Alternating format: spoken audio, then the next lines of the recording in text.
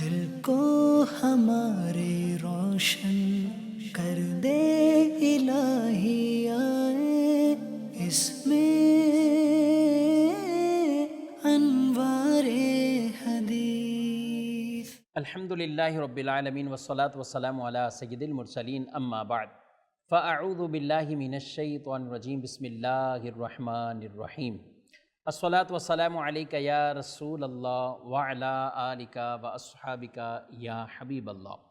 الصلاة والسلام علیک یا نبی اللہ وعلی آلک واصحابک یا نور اللہ۔ مدنی چینل کے ناظرین، پروگرام انوار حدیث میں آپ کو خوش آمدید کہتے ہیں۔ اللہ پاک ہمیں حدیث کا نور عطا فرمائے اور حدیث پاک ذوق شوق کے ساتھ سمجھنے اور اس پر عمل پیرا ہونے کی توفیق عطا فرمائے۔ ابتداً درود پاک کی فضیلت پیارے رسول صلی اللہ علیہ وآلہ وسلم کا فرمان عظمت علی شان، ان اول الناس بی یوم القیامہ اکثرہم علیہ صلاۃ۔ فرمایا قیامت کے دن میرے قریب ترین وہ ہوگا جو مجھ پر کثرت سے درود بھیجتا ہوگا۔ اللہ پاک ہم سب کو کثرت کے ساتھ بارگاہ رسالت میں ہدیہ درود و سلام پیش کرنے کی توفیق عطا فرمائے۔ صلو علی الحبیب صلی اللہ تعالی علی محمد صلی اللہ علیہ وآلہ وسلم، صلاۃ و سلاما علیک یا سیدی یا رسول اللہ۔ محترم ناظرین کرام، اس پروگرام میں ہم باقاعدہ ایک حدیث پاک اور اس کی کچھ تشریح عرض کرنے کی کوشش کرتے ہیں، اور گزشتہ پروگرام میں آپ نے حدیث جبریل کے حوالے سے، جسے ام السنہ بھی کہا جاتا ہے اور اسلامیات اور ایمانیات کی گویا کہ اصل اسے حدیث پاک کو قرار دیا گیا، اور بڑے بڑے عظیم صحابہ کرام علیہ مردوان، اور ان میں سے وہ صحابہ جن کو فقہا صحابہ کہا جاتا ہے، ان کی تعداد ہے کہ جن سے حدیث پاک حدیث جبریل مروی ہے۔ اور ہم جو متن پیش کر رہے ہیں وہ حضرت سیدنا عمر فاروق رضی اللہ تعالیٰ عنہ، مسلم شریف میں جو حضرت سیدنا عمر فاروق رضی اللہ تعالیٰ عنہ سے جو مروی ہے۔ تو حدیث جبریل جس کا کچھ خلاصہ گزشتہ پروگرام میں گزرا، آج حدیث پاک کا یہاں سے آگے ذکر کرتے ہیں۔ تو جب انہوں نے سنا تو یہ صدقتا کہتے ہیں، یعنی قال صدقتا، آپ نے سچ کہا۔ تو صحابہ کو ایک تعجب ہوا کہ سوال بھی خود کر رہے ہیں، تصدیق بھی خود کر رہے ہیں۔ تو عام طور پہ سوال کرنے والا جواب لیتا ہے، تصدیق نہیں کرتا، لیکن یہ تصدیق بھی خود کر رہے ہیں۔ اگلا سوال انہوں نے کر دیا، قال فاخبرنی عن الاحسان، مجھے احسان کے بارے میں بتائیں۔ احسان ایک نیکی کا درجہ ہے، مجھے اس چیز کے بارے میں آپ خبر دیجیے۔ تو رسول مکرم صلی اللہ علیہ وآلہ وسلم نے فرمایا، ان تعبد اللہ کأنک تراہ فإن لم تکن تراہ فإنہ یراک۔ کہا کہ تم اللہ کی عبادت اس طرح کرو جیسے تم اللہ کو دیکھ رہے ہو، جیسے تم اللہ کو دیکھ رہے ہو۔ فإن لم تکن تراہ فإنہ یراک، اور اگر تمہاری یہ کیفیت نہیں تو پھر یہ تو یقین بنا لو کہ اللہ تمہیں دیکھ رہا ہے۔ تو یہاں پر ایک درجہ احسان کا وہ بیان کیا، اور اس کو علماء کرام نے ایک تشبیہ کے طور پر وہ بیان فرمایا ہے کہ تم یہ گمان کرو، اگر تمہاری یہ کیفیت ہو جائے کہ تم اللہ کو دیکھ رہے ہو تو پھر تمہاری عبادت کا کیا عالم ہوگا۔ بلا تشبیہ یہاں پر یہ بیان کرنا کہ اب دنیا کے اندر کوئی بہت بڑا، کسی کا کوئی استاد ہے، کوئی پیر ہے، یا کوئی بہت بڑا لیڈر ہے، الغرض کہ کسی بادشاہ کے سامنے کھڑا ہو،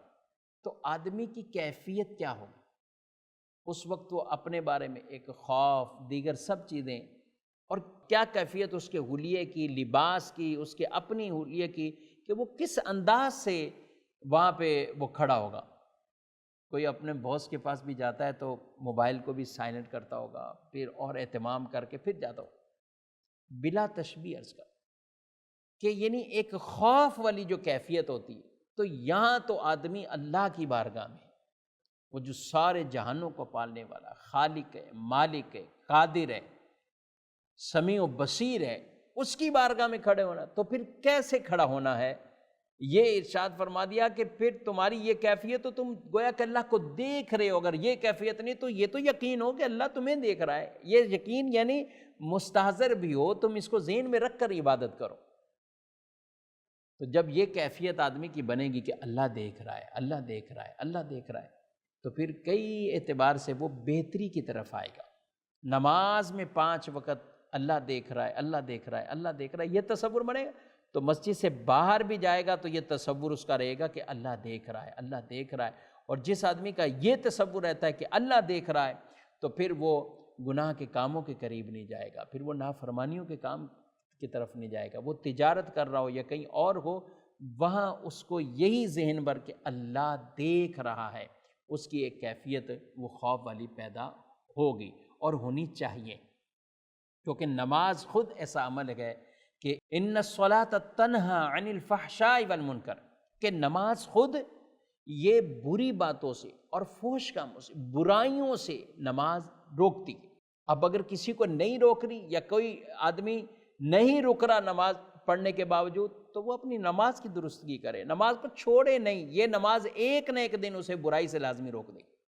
نماز بھی پڑھتے رہے، اور یہ خوف اور خشیت والی کیفیت کے ساتھ کو اللہ کا دیدار زندگی میں کسی کے لیے یاد رکھیں جاگتے ہوئے۔ یہ کسی کو مخلوق میں سے نہیں ملا سوائے ہمارے پیارے رسول صلی اللہ علیہ وآلہ وسلم کہ انہوں نے اللہ پاک کا دیدار کیا ہے، اس کے علاوہ کسی کے لیے یہ دیدار نہیں ہے، اور نہ فرشتوں کے لیے، نہ انبیاء کے لیے، نہ کسی اور کے لیے۔ خواب میں اولیاء کے لیے بیان کیا گیا، انہوں نے دیدار کیا ہے، وہ جلوہ دیکھا ہے، لیکن جاگتے ہوئے زندگی میں بیداری کے عالم میں یہ کسی کے لیے دیدار الہی نہیں ہے، یہ صرف اور صرف خاصہ پیارے نبی صلی اللہ علیہ وآلہ وسلم کا ہے۔ اب آگے جا کر یعنی قیامت کے دن اور پھر جنت کے بارے میں بیان کیا، وہاں اللہ پاک کا دیدار ہوگا، وہ کیسے ہوگا، کس کیفیت کے ساتھ ہوگا، تو وہ جب علماء لکھتے ہیں جب جنت میں جائیں گے پھر انشاءاللہ وہ بھی بتائیں گے۔ تو آدمی یہ تصور بنا کر اس خوف اور خشیت کے عالم میں یہ نماز ادا کرے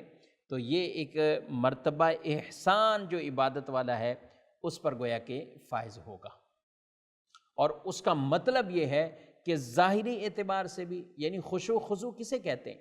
ظاہری اعتبار سے اور نماز کے آداب کے اعتبار سے، ہر اعتبار سے جامع طریقے سے آدمی نماز کو ادا کرے، نہ ایسا لباس پہنے کہ وہ لباس پہن کر کسی بڑے آدمی کے پاس، بعض اوقات بالکل ایسے کام کاج کے گھٹیا قسم کے لباس یا عجیب سی کیفیت ہو کہ بندہ کسی بڑے آدمی کے سامنے یا کسی دعوت میں ایسے لباس پہن کر نہ جا سکے، وہ پہن کے نماز پڑھ رہے ہوتے۔ حالانکہ ہمیں حکم ہے دین کا کہ نماز کے لیے بھی زینت اختیار کرو، تو ایسے لباس اور ایسی وضاقتہ کے اندر کہ جس میں ہم عام لوگ اور کوئی خاص اور بڑے لوگوں کے پاس نہ پسند کریں، تو اللہ کی بارگاہ میں کیسے کھڑا ہونا پسند کرتے؟ وہاں بھی لباس اچھا ہو، ستھرا ہو، اور ایسا ہو کہ عزت والا لباس ہے وہ اسے کہا جا سکے۔ تو نماز کے ظاہری آداب بھی پورے ہوں، اور باطنی طریقے سے مراد یہ ہے کہ دل کے ساتھ وہ راغب ہو اس نماز کی طرف، کیونکہ جب آدمی نماز سے توجہ ہٹاتا ہے تو اس وقت منادی بھی ایک اسے ندا دیتا ہے، گویا کہ کہا جاتا ہے کہ اس کی توجہ کس طرف چلے گی، اللہ کی رحمت اس کی طرف متوجہ ہے، یہاں تک کہ وہ رحمت بھی اس سے منہ پھیر لیتی ہے۔ لہذا آدمی دل سے بھی نماز کے اندر وہ حاضر رہے، اور ظاہری طور پر بھی اپنے لباس کے اعتبار سے بھی اچھائی کے ساتھ، بہتری کے ساتھ، اور دل کے اعتبار سے بھی حاضر رہنا، اور نماز کو اس کے آداب اور شرائط کے ساتھ ادا کرنا، یہ خشوع اور خضوع کہلاتا ہے۔ آگے بڑھتے ہیں تو یہ مرتبہ احسان کا سوال کرنے کے بعد آگے سوال ہوا فَأَخْبِرْنِي عَنِ السَّاعَةِ، کہ آپ مجھے قیامت کے بارے میں بتائیے۔ رسول اللہ صلی اللہ علیہ وآلہ وسلم نے ارشاد فرمایا مَل مَسْئُولُ عَنْهَا بِأَعْلَمَ مِنَ السَّائِلِ، کہ جس سے سوال پوچھا گیا ہے وہ سائل سوال کرنے والے سے زیادہ نہیں جانتا، زیادہ نہیں جانتا، یعنی اتنا تو آپ کو ہی پتہ ہے، اور یہ نگاہ نبوت تو پہچان چکی تھی پہلے ہی کہ یہ جبریل ہیں جو ایک انسانی صورت کے اندر آئے۔ کہا کہ یہ تو سوال کرنے والے کو ہی پتہ ہے جس سے سوال کیا گیا۔ اچھا، جب یہ بات ہوئی تو جبریل نے آگے سوال کر دیا فَأَخْبِرْنِي عَنْ أَمَارَتِهَا، اور بعد روایت میں اشراطها، کہ آپ ہمیں خبر دیجئے اس کی نشانیوں کے بارے میں، اس کی علامات کے بارے میں۔ تو رسول اللہ صلی اللہ علیہ وآلہ وسلم نے فرمایا تو یہ دیکھے گا کہ لونڈی اپنے مالک کو جنے گی اور یہ بھی تو دیکھے گا کہ ننگے پاؤں والے، ننگے بدن والے، عام فقیر بکریوں کو چرانے والے بڑے بڑے محلات کے اندر فخر کریں، یہ قیامت کی نشانی۔ اس حدیث میں تو یہ دو چیزیں بیان کی، اور کئی ایسی حدیث ہیں جن میں رسول اللہ صلی اللہ علیہ وسلم نے بکثرت قیامت کی نشانیوں کو بیان کیا کہ قیامت کی کیا کیا نشانیاں اور علامات ہیں۔ یہاں دو طرح کی باتیں ہم نے سمجھنے کی کوشش کرنی کہ آپ سے قیامت کا سوال ہوا، آپ نے کہا کہ جو سوال کر رہا ہے وہ بھی اس کے بارے میں جانتا ہے، جس سے سوال کیا جا رہا ہے وہ سائل سے زیادہ نہیں جانتا، مطلب اتنا علم آپ کو بھی۔ تو بعض لوگوں کو اس سے شبہ ہوتا ہے کہ آپ کہتے ہیں قیامت کا حضور کو علم نہیں ہے، تو جب علم نہیں ہے تو اس کا مطلب نبی پاک صلی اللہ علیہ وسلم کو اس چیز کا علم نہیں۔ یہ بات، اس سے نتیجہ نکالنا یہ غلط ہے، کیونکہ آپ صلی اللہ علیہ وسلم نے یہ نہیں فرمایا کہ مجھے علم نہیں ہے، بلکہ یہ فرمایا ہے کہ جتنا مجھے علم ہے اتنا آپ کو بھی ہے۔ اور کبھی کسی چیز پر مخفی رکھنا ہو، حکمت کے تحت اس چیز کو واضح نہ کرنا ہو، ابھی اس چیز کو بیان نہ کرنا ہو، یہ علم نہ ہونے کی دلیل نہیں ہوتا۔ کئی علماء، کئی بڑے بڑے اکابرین، مفتیان اکرام، کئی مرتبہ کئی ایسے سوال ہوتے ہیں وہ اس وقت کسی حکمت کے تحت اس کا جواب نہیں دینا چاہتے اور نہیں دیتے۔ ایسے کئی اساتذہ اپنے شاگردوں کو کئی چیزوں کا جواب نہیں دیتے، جو درس و تعلم سے تعلق رکھنے والے، مدارس کی زندگی گزارنے والے، ان سب کو پتہ ہے، یہ انداز سب کو پتہ ہے۔ تو یہاں پر علم کا نہ ہونا، عدم علم ہونا، یہ دلیل نہیں ہے کسی چیز کا جواب نہ دینا، بلکہ وہ حکمت کے تحت آپ نے اس کو پوشیدہ رکھا۔ کیونکہ اگر چیز کا علم نہیں ہے تو پھر نشانیاں کیسے پوچھی جا سکتی ہیں؟ تو آپ صلی اللہ علیہ وسلم نے پھر نشانیاں تو بتائیں، اس حدیث میں بتایا، اور بھی کتنی حدیثیں جس میں قیامت کی نشانیوں کو آپ علیہ الصلاۃ والسلام نے بیان فرمایا، قیامت کی نشانیوں کو بیان فرمایا۔ تو یہاں پر تو اس سے پتہ چلا کہ نشانیاں پتہ ہیں تو قیامت کا بھی پتہ ہے، اور پھر اس سے بڑھ کر کیا ہو علم آپ صلی اللہ علیہ وسلم کا کہ نشانیاں بھی بتائیں۔ اچھا،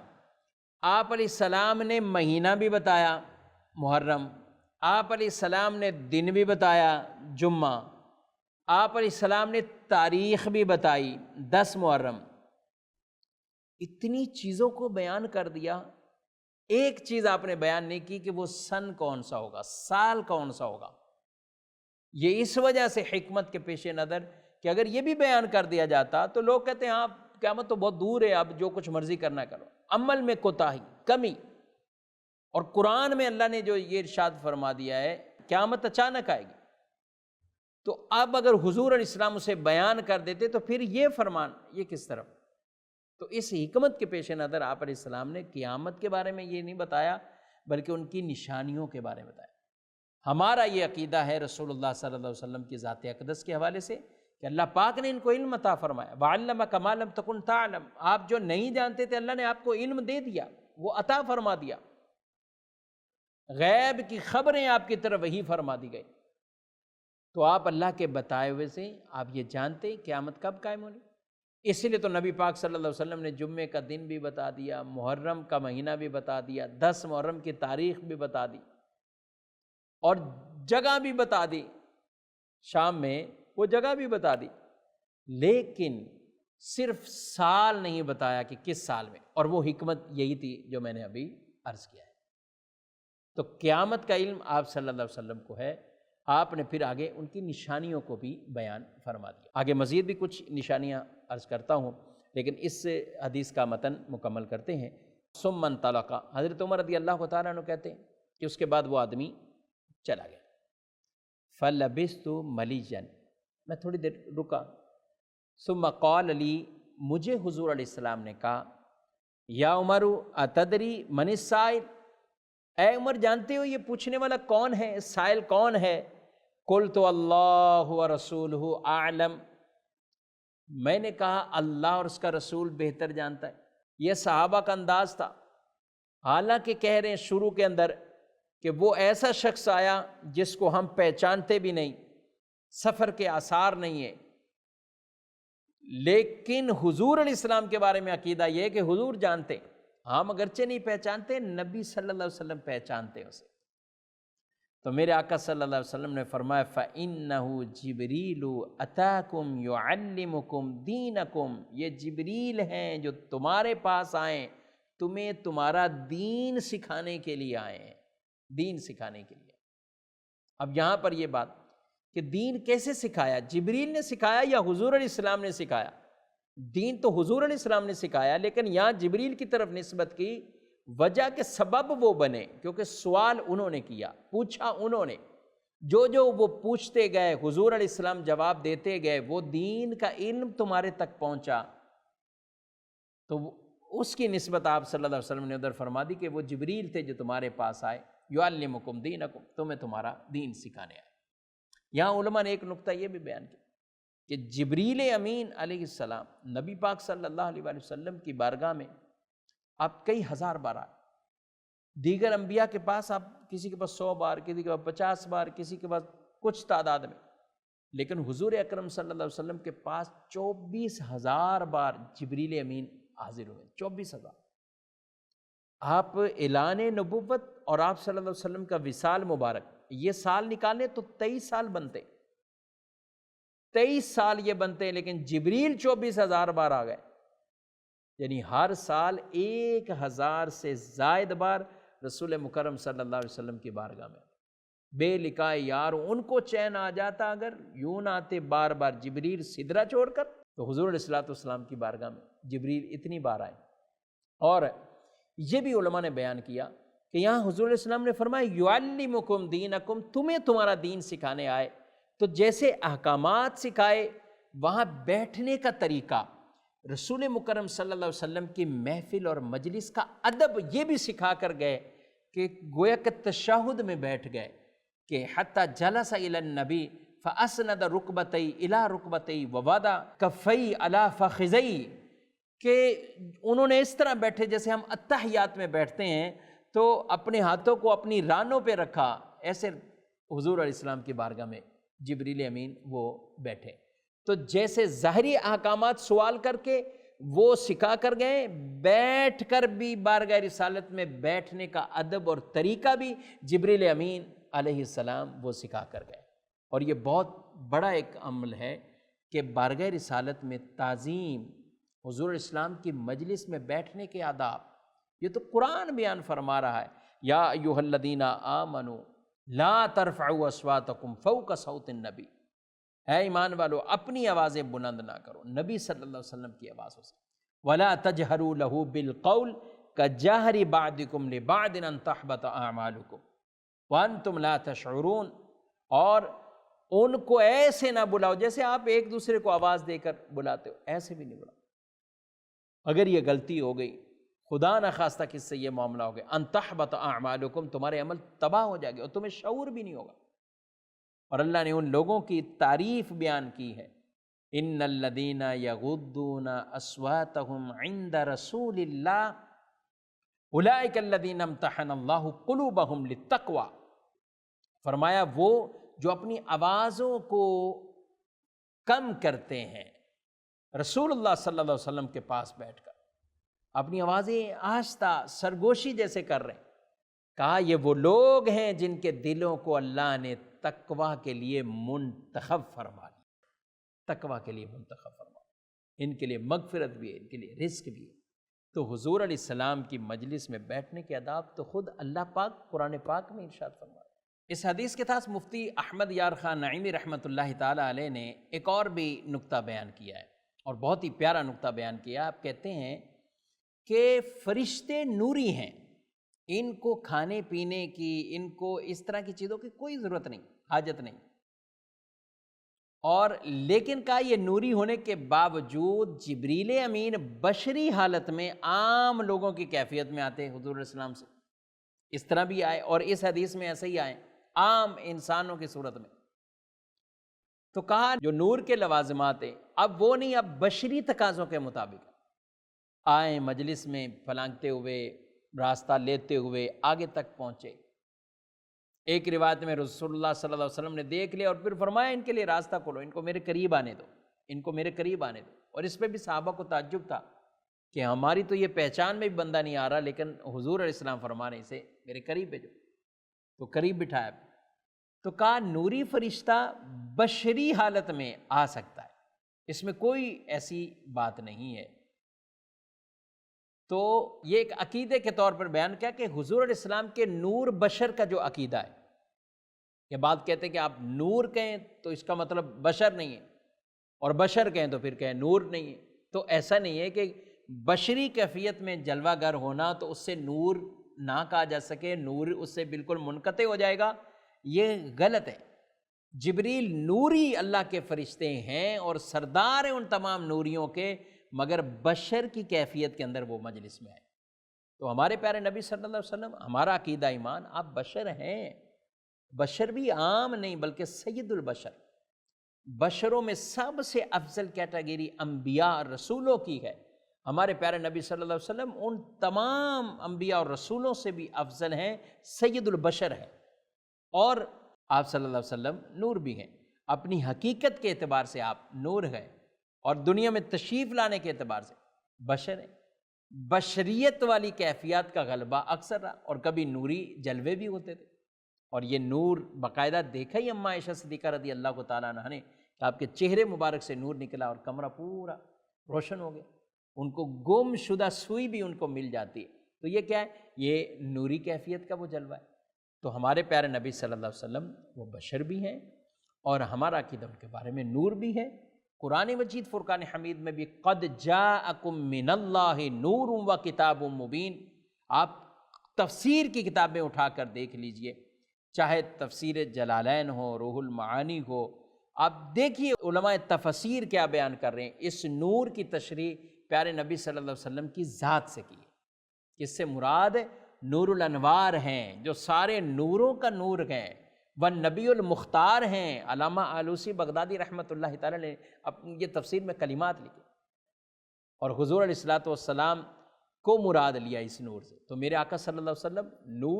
نور حسی بھی ہیں اور نور معنوی بھی ہیں۔ نور حسی آپ کے وجود مبارک سے نور، آپ کے چہرے سے نور، تیری نسل پاک میں ہے بچہ بچہ نور کا، تو ہے عین نور تیرا سب گھرانہ نور کا۔ ہم یہ عقیدہ ہمارے پیارے نبی صلی اللہ علیہ وسلم کے بارے۔ اور آپ نور معنوی بھی، نور معنوی یعنی آپ جو نور ہدایت دینے تشریف لے کر آئے، آپ آئیں نور ہدایت کے لیے، تو وہ ہدایت کا نور بھی آپ نے دور دور تک پہنچا دیا، یہاں تک کہ دلوں کی تاریکیاں اور دلوں کے اندر جو کفر کی غلاظتیں تھیں، وہ شرک اور کفر کی غلاظتوں کو آپ نے دور کیا، ان تاریک اور اندھیروں کو آپ نے دور کیا، اور ان سینوں کے اندر ایمان کا نور آپ نے داخل فرما دیا۔ تو آپ نور حسی بھی ہیں اور نور معنوی بھی ہیں۔ اللہ پاک ہم سب کو حدیث رسول کی برکات سے مالا مال فرمائے، آمین بجاہ النبی الامین صلی اللہ علیہ وآلہ وسلم۔ دل کو ہمارے روشن کر دے الہی آئے